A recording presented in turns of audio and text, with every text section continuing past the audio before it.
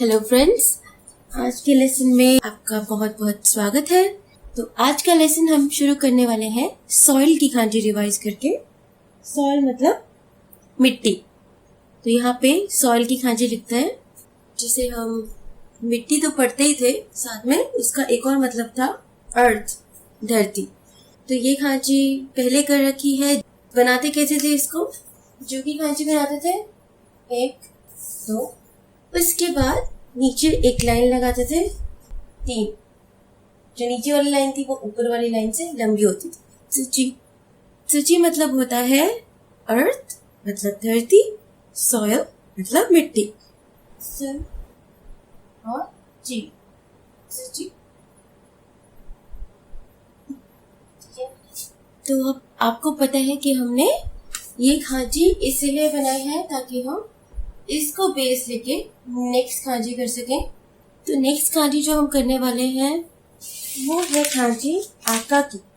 आका, आपको पता है आका जो वर्ड है उसका हिंदी में क्या मतलब होता है? मुझे याद है छोटे होते जब हम अलादीन देखा करते थे तो जो चिराग में से जिन निकलता था तो वो निकलते ही पूछता था क्या हुक्म है मेरे आका। तो वहां पे उसका मीनिंग क्या था? मेरे स्वामी या मेरे मालिक ना। बट ये है जापानीज आका, और जापानीज में आका का मतलब होता है रेड, लाल, रेड कलर, लाल रंग। सो जापानीज वाला आका करते हैं। तो यहाँ पे खांजी कैसे बनाएंगे आका की? सूची की खांजी लिखेंगे पहले तो 1 2 3। सूची की खांजी लिख ली। अब इसके नीचे 2 लाइनें लगाएंगे, एक तो ऐसे और दूसरी ऐसे। ऐसा लग रहा है कि 2 लेग्स बना दिए हमने इसके, है ना। मगर यहीं पे खांजी खत्म नहीं होती है। ये खांजी खत्म होगी इन दोनों लाइनों के साथ, एक इधर और दूसरी इधर।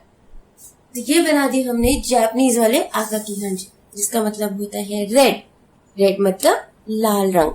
इसको हम आका भी पढ़ते हैं और इसको हम आकाई भी पढ़ते हैं। दोनों का मतलब सेम है, रेड कलर। तो ये दोबारा एक खांजी लिखते हैं 1 2 3 4 5 6 7। कभी कभी खांजी ना मुझे एरोप्लेन की तरह लगती है, ऐसे ही होता है ना एरोप्लेन।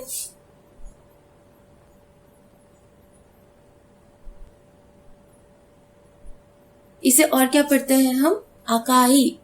तो ई लगाएंगे यहाँ पे, हिरागाना का आकाई। आकाई मतलब रेड कलर, लाल रंग।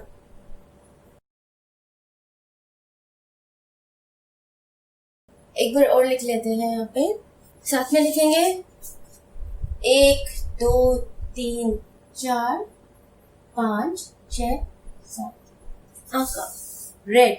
आका की खांजी सबको याद हो गई, ऑब्वियसली इतनी सिंपल थी।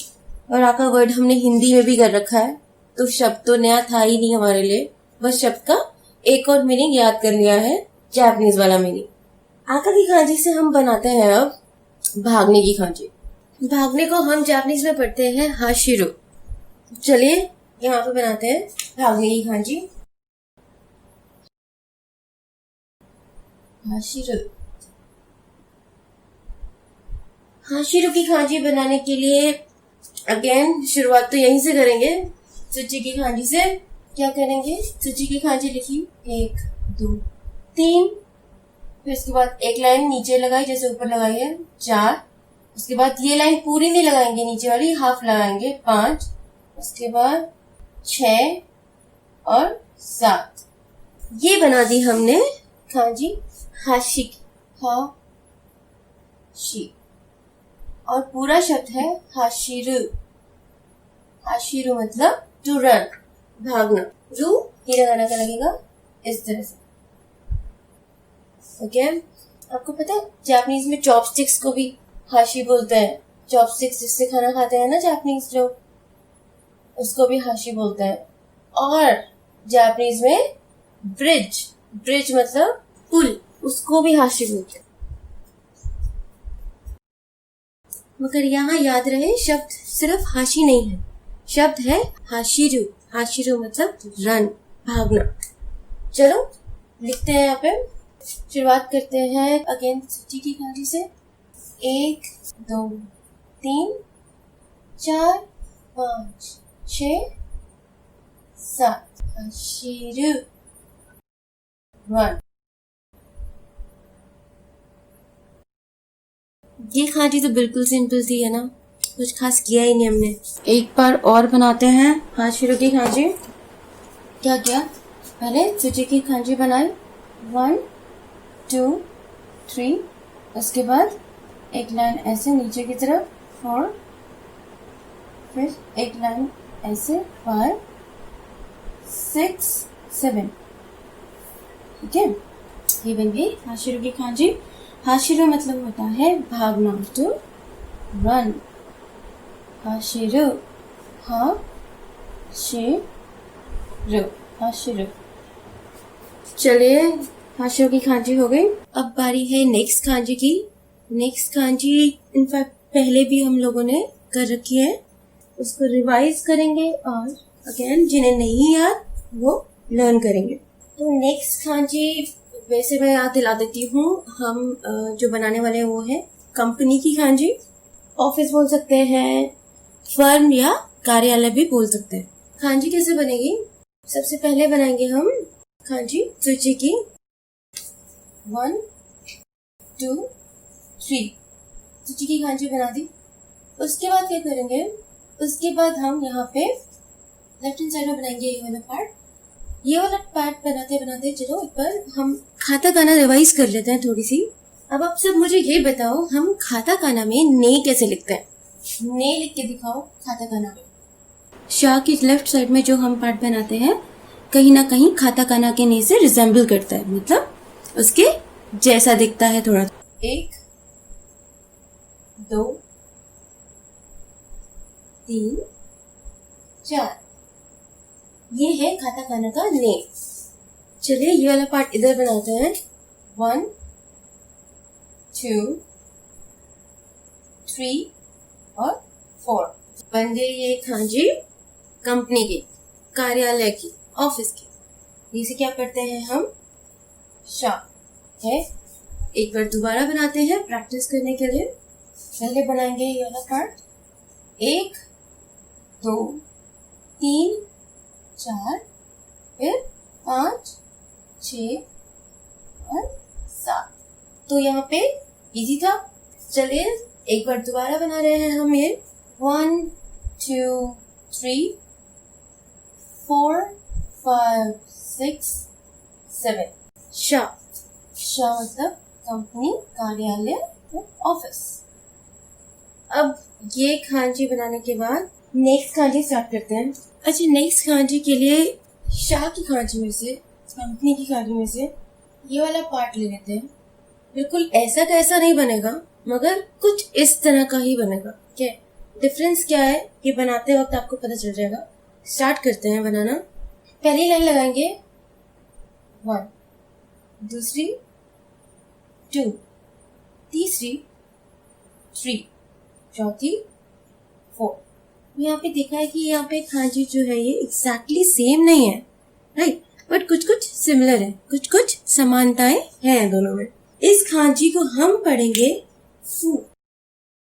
और ये खांची नॉर्मली वहां यूज होती है जहां कुछ नेगेटिव इंडिकेट करते हैं, मतलब कहीं कुछ बुरा इंडिकेट करने के लिए, कुछ नेगेटिव इंडिकेट करने के लिए ये खांची हम यूज करते हैं। एक एग्जाम्पल वर्ड करते हैं इसके लिए। एग्जाम्पल वर्ड से मुझे लगता है आपको बेटर अंडरस्टैंडिंग होगी इस खांची की।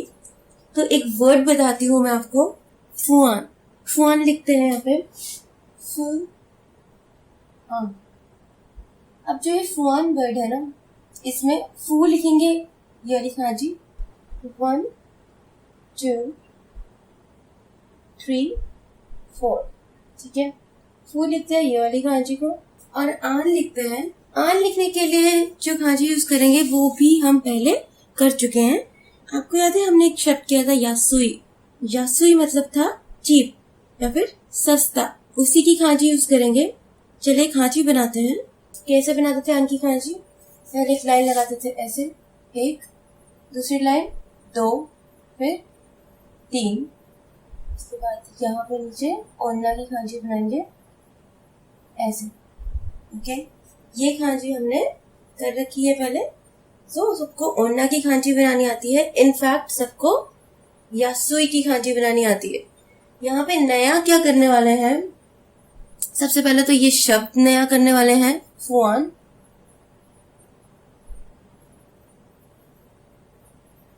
और दूसरा हम करने वाले हैं इसका एक और मतलब। अभी तक हमने जो इसका मतलब किया था वो था सस्ता, ठीक है, जिसे चीप बोलते हैं, सस्ता। और यहाँ पे इसका एक नया मतलब हम लर्न करने वाले हैं, वो है शांत, ठीक है, शांत या फिर पीसफुल।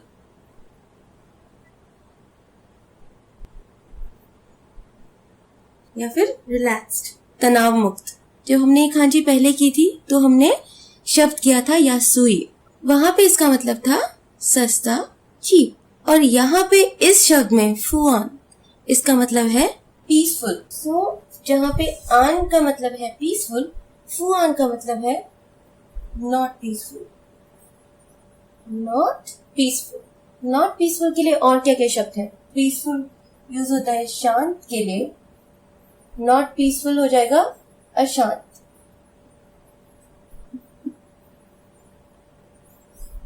है ना? और क्या शब्द यूज कर सकते हैं हम? फुआन मतलब एंजाइटी, ठीक है, किसी तरह की अनइजीनेस।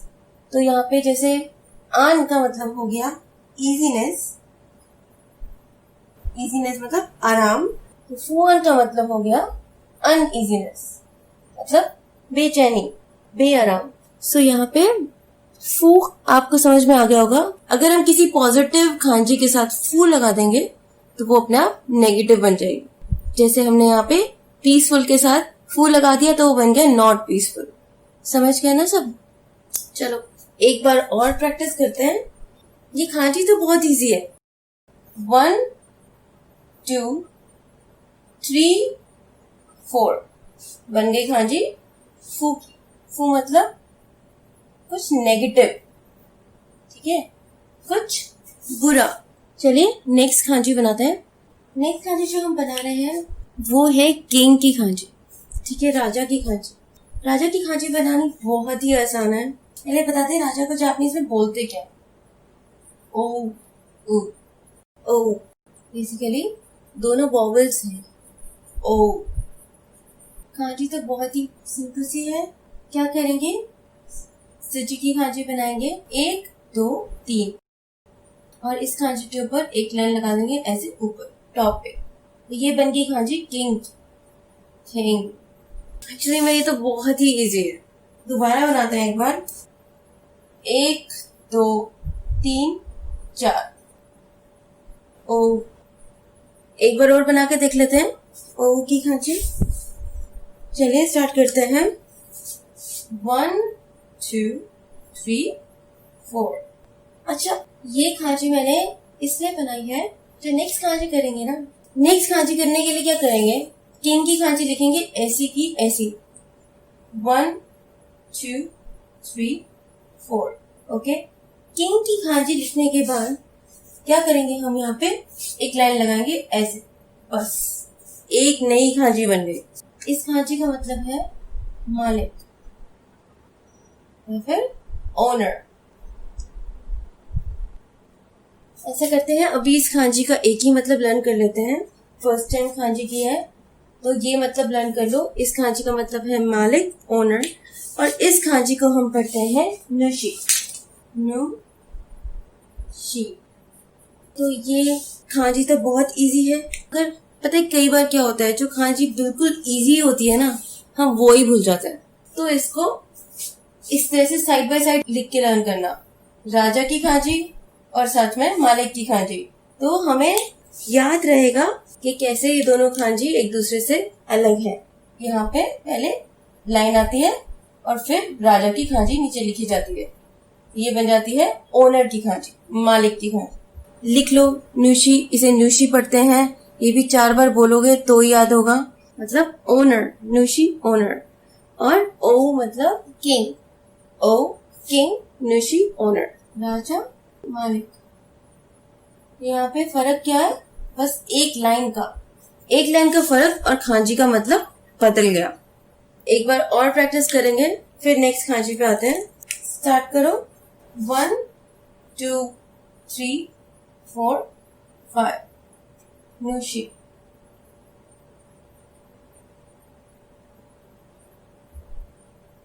अब करते हैं नेक्स्ट खांजी। नेक्स्ट खांजी के लिए क्या करने वाले हैं, अगेन नुशी की खांजी यूज करते हैं नेक्स्ट खांजी बनाने के लिए। तो यहाँ पे क्या करना है, नुशी की खांजी ऐसी कैसी बनाते हैं, ठीक है। तो कैसे, 1 2 3 4 5 नुशी की खांजी बना ली, ओके। और इसके साइड पे हम बनाएंगे 3 लाइन, 2 ऊपर से इस साइड आती हुई, 1 2, तीसरी नीचे से ऊपर जाती हुई 3, बस। तो ये बन गई एक नई खांजी जिसको हम पढ़ते हैं चू। चू इसका मतलब है टू कंसंट्रेट ऑन, मतलब हिंदी में ध्यान केंद्रित करना। फिलहाल यहाँ पे हम इसे करने वाले हैं एक शब्द में, चू मोकू।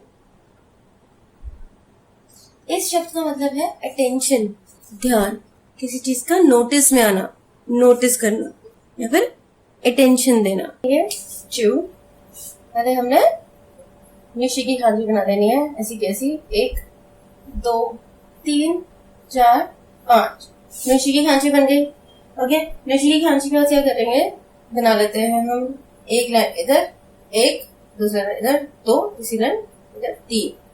तो चू की खांजी बन गई। और मोकू की खांजी, मोकू की खांजी बिल्कुल आसान है, मतलब हमने आई की खांजी की हुई है ना, आंख की खांजी, उसको मोकू भी पढ़ते हैं। तो यहाँ पे मोकू की खांजी बनाएंगे, 1 2 3 4 5। चू जगह ऊ की मात्रा बढ़े और मोकू मोकू, चू मोकू। खांजी दोनों आसान है, वर्ड के कॉम्बिनेशन में जो दोनों खांजी हैं वो हमें ऑलरेडी पता है, बस आपको ये वर्ड पढ़ने का तरीका याद रखना है, ठीक है। तो आपको ये याद रखना है कि जहाँ पे लिखा होगा चूमकू, वहां पे मतलब है ध्यान, ठीक है। चूमकू पढ़ते हैं, ठीक है। और चू किसको पढ़ते हैं, इसको।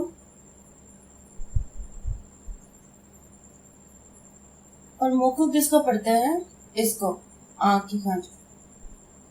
तो आंख की खांजी की एक और रीडिंग यहाँ पे हमने लर्न कर ली, मोकू, ठीक है।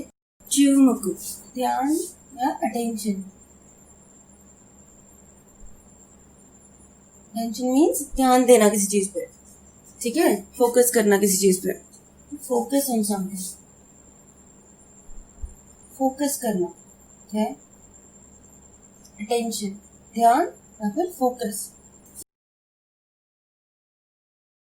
ये खांजी करने के बाद बारी है नेक्स्ट खांजी की। पहले बनाएंगे हम नुशी की खांजी। नुशी की खांजी बनाने के लिए पहले बनाएं किंग की खांजी, ठीक है, ऐसे 1 2 3 4। उसके बाद इसके ऊपर एक लाइन ऐसे लगा दी। एक लाइन लगाने के बाद बना दी खांजी हमने ओनर, नुशी, मालिक। उसके बाद एक लाइन ऐसे लगाएंगे साइड पे टेढ़ी, और फिर एक लाइन सीधी स्ट्रेट ऐसे लगाएंगे, ठीक है। तो ये एक नई खांजी बन गई जिसका मतलब होता है टू लिव समवेयर, मतलब कहीं पे रहना या फिर टू रिसाइड समवेयर। इसको हम पढ़ते हैं जू, जू। इसको हम कई जगह सू भी पढ़ते हैं। बेसिकली पहले बेशक इसकी एक रीडिंग लर्न कर लो, जू काफी है, ठीक है। तो यहाँ इसका मतलब है टू लिव समवेयर या फिर जस्ट टू लिव और टू रिसाइड, ओके, कहीं पे रहना, ओके। सो ये खांजी भी बहुत आसानी से बना ली, कुछ नया नहीं किया। जैसे कि बहुत सिंपल तरीके से हमने खांजी बनाई। पहले हमने एक लाइन ऐसे लगाई 1, दूसरी लाइन ऐसे 2, और उसके बाद तीसरी लाइन ऐसे 3, उसके बाद 4 5 6 7। बेसिकली हमने ओ से बनाई नुशी की खांजी, नुशी की खांची से हमने बनाई जू की खांची।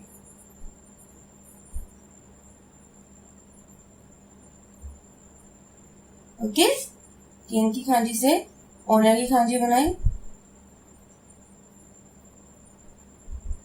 और ओनर की खांची से हमने बना दी लेफ्ट की खांची या रिसाइड की खांची।